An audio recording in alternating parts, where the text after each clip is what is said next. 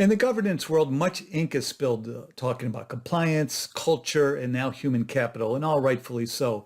But surprisingly, there's just still not much talk about strategy. And without a sound strategy, a company is bound to hit the rocks at some point. So companies, including boards, must approach strategy thoughtfully, not as an afterthought. Boards obviously do consider strategy at their regular board meetings. Some boards hold an annual strategic retreat, but should boards be doing more in this area? Today on Zippy Point.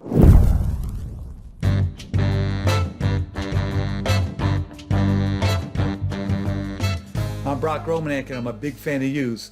So it's funny, if you Google tips for holding an effective board strategy retreat, the top results take you to pointers provided by consultants that cater to the nonprofit world.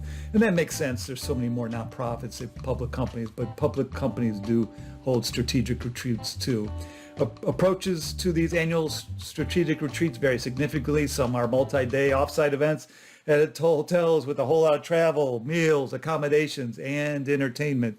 Others tone it down to a half or full day held in the normal boardroom. Here are 5 reasons not to hold board strategy retreats. 1, they're not often useful. 2, bringing spouses is a killer. 3, battling officers trying to attend. 4, battling officers who do attend.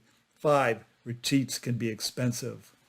1, they're not often useful. The reality is that at a public company, the management team is constantly setting strategy. So the board is likely to be conducting some element of strategic planning every time it holds a board meeting.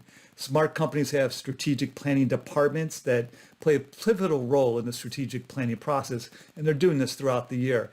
They're feeding ideas and then their analysis and the research behind those ideas to senior management on a regular basis. So in many ways, it's hard to distinguish a strategic retreat from just another board meeting. Sure, it might not feel the same because a strategic retreat will be longer than a board meeting. It might be held in an exotic locale. But at the end of the day, when it comes to strategic planning, was it anything more than just a longer board meeting or a series of board meetings that considered a new strategic direction that required some time to fully analyze and digest a big change? Probably not. 2, bringing spouses is a killer. The number one indicator that a strategic retreat is more of a boondoggle is when directors and management bring their spouses. Sure, bringing spouses can be fun, and fun helps to breed collegiality, which is an important part of a well-functioning board. But query, would the bonding be even stronger among the directors and managers if the spouses, if the partners weren't there? 3, battling officers trying to attend. What often happens here is that when word gets out that a board strategic retreat is happening, senior managers are going to begin to try to wheedle their way into receiving an invitation. It becomes the number one thing on their mind. They understandably want to keep up appearances. They want to be part of the A team. They want the opportunity to mingle with the board, with the directors. So it can be a real morale killer when people are left off the guest list, and a real pain for you as a corporate secretary to tell someone that they're not on the list, that they can't come. 4, battling officers who do attend. Even officers who gain admission can be a pain. They sometimes get restricted from certain parts of the program. Perhaps you can't invite everyone to a certain dinner. Again, a morale killer and a hard conversation for you to have. Thanks for coming to this retreat, but now you can't attend the dinner. Heartbreaker.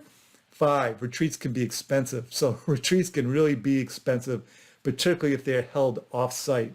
Obviously, it can be time-consuming to plan too, just as much work as planning a wedding. If you charter a jet to fly somewhere, that's cost prohibitive. If you've got a big group of people coming, you're doubling attendance if you allow folks to bring those partner, spouse, or a guest, and you're staying off-site at a hotel for a few nights. You're going to have travel arrangements, meals, entertainment, and the price tag for all these things just can be ginormous. So it just seems like the special things that might happen at a retreat, like bringing in industry experts, considering new acquisitions, new lines of business, all this stuff can be accomplished at one or more regular board meetings. Anyway, I'm open as usual to a rebuttal. So what am I missing? Why do you want to hold your board strategic retreat?